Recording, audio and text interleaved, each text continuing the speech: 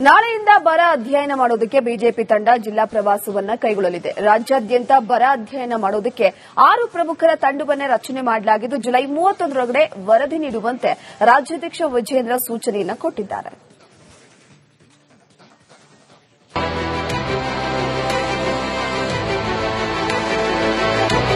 ಈಗ ಬರ ಪರಿಸ್ಥಿತಿ ಇದೆ.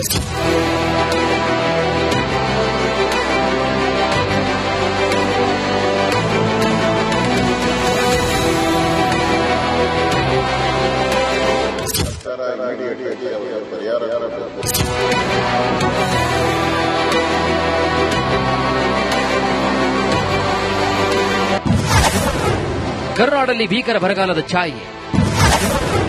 ಬರ ಅಧ್ಯಯನಕ್ಕೆ ಮುಂದಾದ ರಾಜ್ಯ ಬಿಜೆಪಿ 6 ತಂಡಗಳ ರಚನೆ ಮಾಡಿದ ವಿಜೇಂದ್ರ ಇಡೀ ರಾಜ್ಯದಲ್ಲಿ ಈ ಬಾರಿ ಮುಂಗಾರು ಕೈಕೊಟ್ಟಿದೆ. ನಿಗದಿಯಂತೆ ಮಳೆ ಬಾರದ ಹಿನ್ನೆಲೆ ಬರದ ಛಾಯೆ ಕಾಡಲು ಆರಂಭಿಸಿದೆ. ಇಷ್ಟಾದರೂ ಕೂಡ ರಾಜ್ಯ ಸರ್ಕಾರ ಇದುವರೆಗೂ ಬರ ಅಂತ ಘೋಷಣೆ ಕೂಡ ಮಾಡಿಲ್ಲ. ಹೀಗಾಗಿ ರಾಜ್ಯ ರೈತರ ಧ್ವನಿಯಾಗಿ ಬರ ಅಧ್ಯಯನ ಮಾಡಿ ವರದಿ ಸಂಗ್ರಹ ಮಾಡಲಿದ್ದಾರೆ.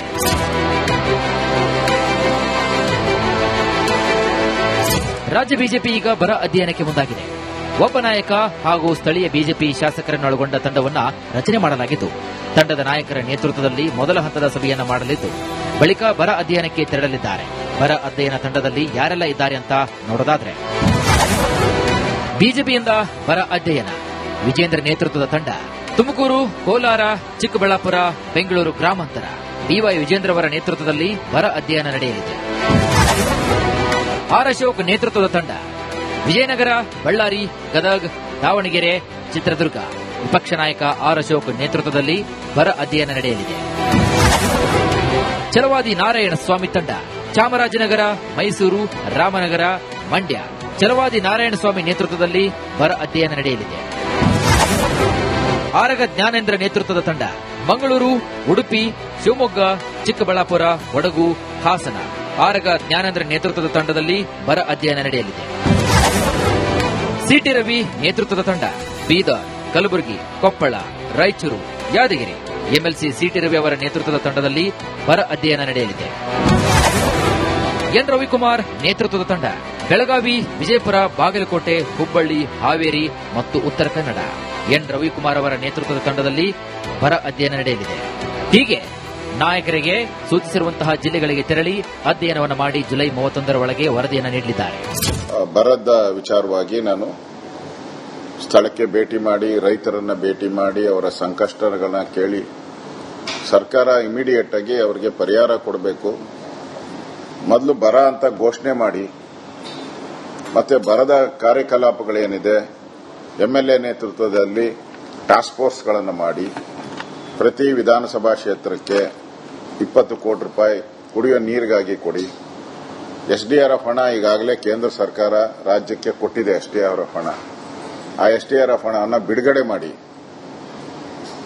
ಮತ್ತೆ ಕೇಂದ್ರದ ಉದ್ಯೋಗ ಯೋಜನೆ ಏನಿದೆ ಹಠಮಾರಿತನ ಮಾಡದೆ ಕೇಂದ್ರದ ರಾಮ್ಜಿ ಯೋಜನೆಯಲ್ಲಿ ಹಠಮಾರಿತನ ಮಾಡದೆ ಕೂಡಲೇ ಕೇಂದ್ರ ಸರ್ಕಾರದ ಜೊತೆ ಮಾತಾಡಿ ಆ ರಾಮ್ಜಿ ಪ್ರಾಜೆಕ್ಟ್ ಅನ್ನ ಉದ್ಯೋಗ ಸೃಷ್ಟಿ ಮಾಡುವಂತ ಪ್ರಾಜೆಕ್ಟ್ ಅನ್ನ ಕರ್ನಾಟಕದ ಯಾರು ಕೂಲಿ ಮಾಡೋ ಜನ ಇದ್ದಾರೆ ಅವರಿಗೆ ಆ ಒಂದು ಫೆಸಿಲಿಟೀಸ್ ಅನ್ನು ಕೊಡಬೇಕು. ಇನ್ನು ರಾಜ್ಯ ಸರ್ಕಾರ ಬರ ಅಧ್ಯಯನ ಮಾಡ್ತಿಲ್ಲ. ಕಂದಾಯ ಸಚಿವರಾಗಿರುವಂತಹ ಪರಮೇಶ್ವರ್ ಹೊರತುಪಡಿಸಿದರೆ ಯಾವುದೇ ಸಚಿವರು ಬರ ಅಧ್ಯಯನ ಮಾಡುತ್ತಿಲ್ಲ. ಹೀಗಾಗಿ ಬಿಜೆಪಿ ಪಕ್ಷದಿಂದ ವರದಿ ಸಂಗ್ರಹ ಮಾಡಲಿದೆ.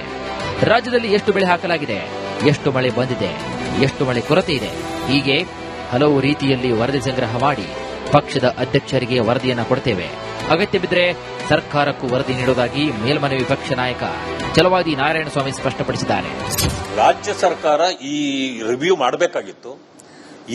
ಎಷ್ಟು ತಾಲೂಕುಗಳಲ್ಲಿ ಈಗ ಬರ ಪರಿಸ್ಥಿತಿ ಇದೆ ಅಥವಾ ಎಷ್ಟು ಜಿಲ್ಲೆಗಳಿದೆ, ಕೈಗೊಂಡ ಕ್ರಮ ಏನು, ಎಷ್ಟು ಪರ್ಸೆಂಟ್ ಬೆಳೆ ಇವತ್ತು ಬೆಳೆ ಹಾಕಿದ್ದಾರೆ ಅಥವಾ ಮಳೆ ಎಷ್ಟು ಪರ್ಸೆಂಟ್ ಬಂದಿದೆ, ಹಿಂದಿನ ದಿನಗಳಿಗಿಂತ ಇವತ್ತು ಕಡಿಮೆ ಎಷ್ಟಾಗಿದೆ ಅಥವಾ ಎಲ್ಲಿ ಹೆಚ್ಚಾಗಿದೆ, ಈ ಎಲ್ಲ ಅವಲೋಕನವನ್ನು ಸರ್ಕಾರ ಮಾಡಿ ಜನರಿಗೆ ಈಗಾಗಲೇ ತಲುಪಿಸಬೇಕಾಗಿತ್ತು.